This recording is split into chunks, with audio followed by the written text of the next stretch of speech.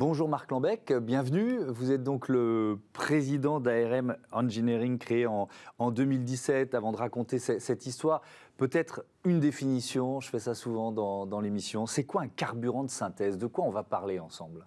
Eh bien, bonjour Thomas Hugues. Un carburant de synthèse, c'est tout simplement un carburant qui n'est pas issu de matières fossiles, tout simplement. C'est aussi simple que ça. Aussi simple que ça. Mais il y a plein de possibilités à partir du moment où on a dit ça? Logiquement, on pourrait faire n'importe quel type de carburant de manière synthétique, oui. Ouais. Alors, vous avez donc créé cette entreprise ARM Engineering en 2017. Le point de départ, c'est quoi? Il y a de nouvelles normes à ce moment-là sur le bioéthanol, c'est ça, le E85. Donc, vous vous dites qu'il y a quelque chose à faire? Tout à fait. Nous avons commencé donc en 2017, mais avant ça, nous étions déjà avec une précédente entreprise dans le marché du superéthanol E85. Et donc, effectivement, on est un acteur majeur dans les systèmes de conversion des véhicules à l'E85. Ouais. Tout à fait. Donc, le principe, c'est quoi? C'est tout simple, on prend une vieille voiture thermique et Est-ce que c'est si compliqué d'ailleurs de la rendre adaptable à l'E85? Alors pas du tout. Bon, ça nécessite quelques connaissances, mais effectivement, ça reste une transformation assez simple. D'ailleurs, elle est peu onéreuse. Elle est aux alentours de 1 000 €. Donc c'est un boîtier additionnel qui vient s'installer sur l'injection du moteur. D'accord. À essence uniquement. Oui, à essence uniquement. Puis après, vous avez commencé à vous intéresser justement à ces carburants de synthèse dont on parle. Il y a notamment le GH3. C'est quoi le GH3? Alors le GH3, c'est un carburant de synthèse, comme vous l'avez dit. C'est un méthanol de synthèse qui est fabriqué grâce à de la méthanisation agricole et dont les matières premières sont de la biomasse non alimentaire et dans notre cas, du fumier. D'accord. Et alors, vous n'avez pas inventé le GH3, ça existait déjà, c'est ça? Non, alors on ne l'a pas inventé, mais en tout cas, on s'en sert intelligemment dans les transports et les nouvelles mobilités, oui. Alors comment? Ça suppose quoi? Parce que vous dites ça a l'air simple, mais à produire, est-ce que c'est compliqué? Comment vous la produisez? Alors à produire, je ne sais pas exactement, c'est un principe assez complexe, il faut être un peu chimiste pour ça, mais c'est pas très compliqué, en tout cas par rapport à son prix qu'on peut retrouver aujourd'hui, il est 10 fois moins cher qu'un hydrogène vert, avec des qualités tout au moins égales. Et donc la production, est, comme je vous l'ai dit, c'est produit grâce à des méthaniseurs agricoles, donc on en fabrique un biogaz qu'on vient transformer en liquide et donc en essence de synthèse, donc du GH3. D'accord. Donc ça, c'est ce que vous faites vous? Ou Non. vous adaptez les véhicules et vous faites en sorte d'avoir une motorisation qui peut fonctionner avec cette essence de synthèse? Tout à fait. Nous, on adapte les véhicules. On est un peu fabricant, constructeur d'un système un peu hydrogène, parce que c'est un système hydrogène. On est dans cette grande famille. Mais on est un peu à la marge et on souhaite proposer en fait un système hydrogène liquide avec ce GH3 et proposer une autre solution qui est tout aussi efficace, même plus efficace que l'hydrogène. Oui, alors plus efficace en termes de coût, vous nous l'avez dit, en termes d'efficacité aussi? En termes d'efficacité énergétique, en termes de bilan carbone, on est au moins égal à un hydrogène vert et surtout en termes de rendement et d'efficience, c'est-à-dire que on l'a prouvé d'ailleurs le 11 mai dernier grâce à un double record du monde, l'efficacité en fait de ce carburant sur son autonomie notamment. Ouais, alors justement, c'est quoi ce record du monde? Racontez-moi. Alors c'est un record du monde assez incroyable, à savoir c'est donc la plus longue distance réalisée avec un véhicule électrique et hydrogène en une seule recharge. Et combien de kilomètres vous avez fait? Alors nous avons fait 2055,68 km en Renault Zoé.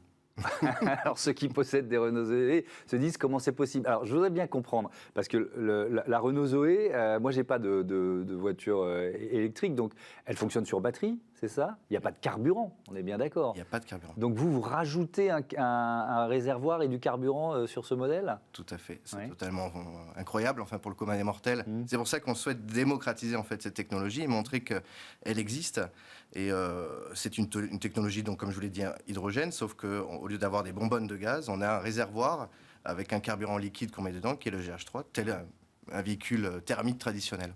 Et c'est dont l'avantage en fait qu'on souhaite mettre en avant, c'est de dire on gomme un peu l'aspect négatif de l'hydrogène, c'est-à-dire son stockage, sa livraison, en proposant donc un carburant liquide qui permet de faire un plein comme un véhicule essence traditionnel et en plus sans que ça soit dangereux et en même temps on pourrait le mettre en œuvre immédiatement. Oui. Donc, il y a l'option, vous transformez une voiture électrique en voiture hybride, en quelque sorte. Exactement. On peut dire ça. Mais il y a aussi l'option des voitures thermiques. C'est-à-dire, est-ce que cette essence, elle est compatible avec nos moteurs thermiques?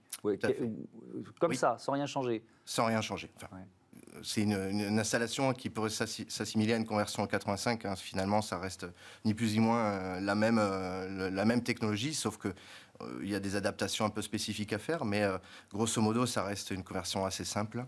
Bon, malheureusement, depuis la semaine dernière, l'Europe a sonné le glas sur les véhicules thermiques. Oui. Et donc, c'est une technologie qui sera sans doute pas durable sur notre continent, mais sur d'autres continents, ça serait encore envisageable.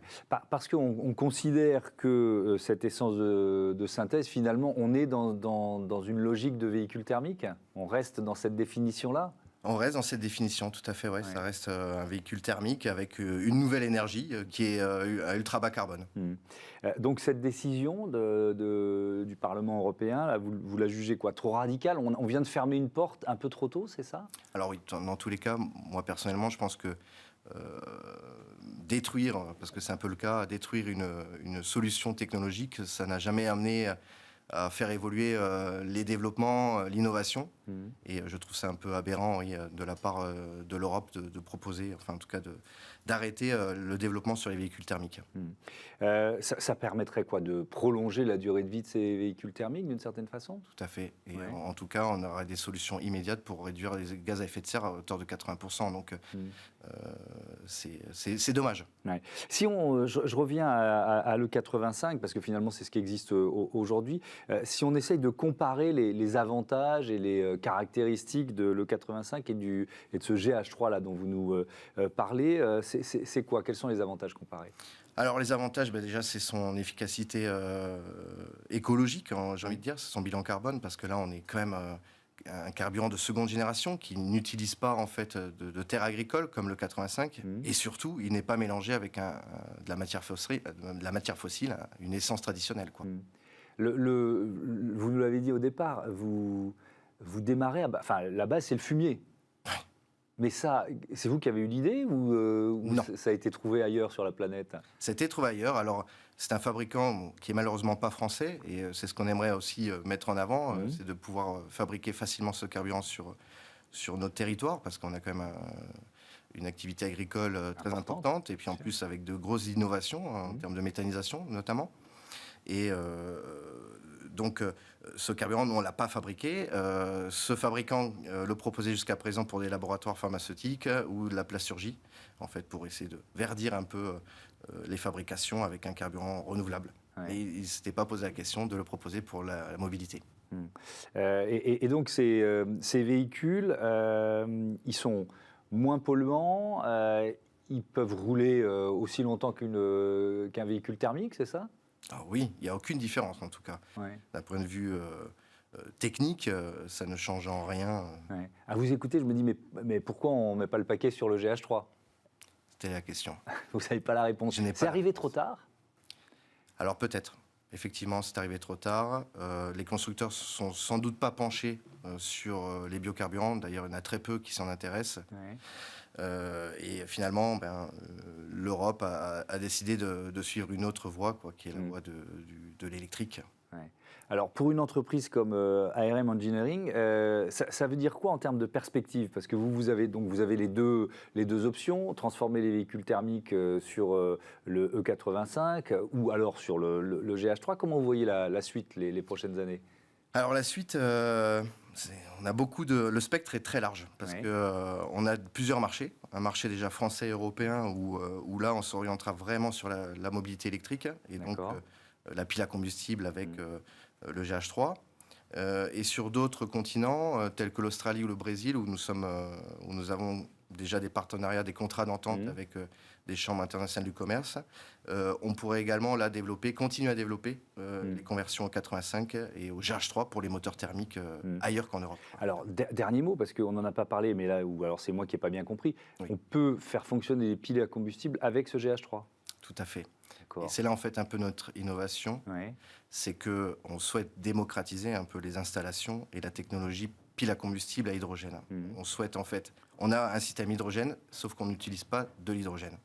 Et c'est ce qu'on veut montrer, qu'il existe des carburants qui sont hydrogénés liquides, très faciles à mettre en œuvre immédiatement, et de proposer une sorte de mix énergétique pour la mobilité de demain, quoi. C'est-à-dire qu'on pourrait proposer à la fois effectivement de l'hydrogène, du GH3, c'est-à-dire du méthanol de synthèse, plus tard de l'éthanol également, de l'éthanol, n'importe quel hydrocarbure, mais ça n'a pas de sens parce que c'est carboné, mais des biogaz, du biométhane, du gaz naturel, du butane, du propane, enfin, on a une solution large et on souhaite démocratiser cette installation pour les transports de demain. Merci beaucoup Marc Lambek d'être venu nous présenter ARM Engineering et donc ce carburant, le GH3. On passe à notre débat, on continue de parler de mobilité et de transport.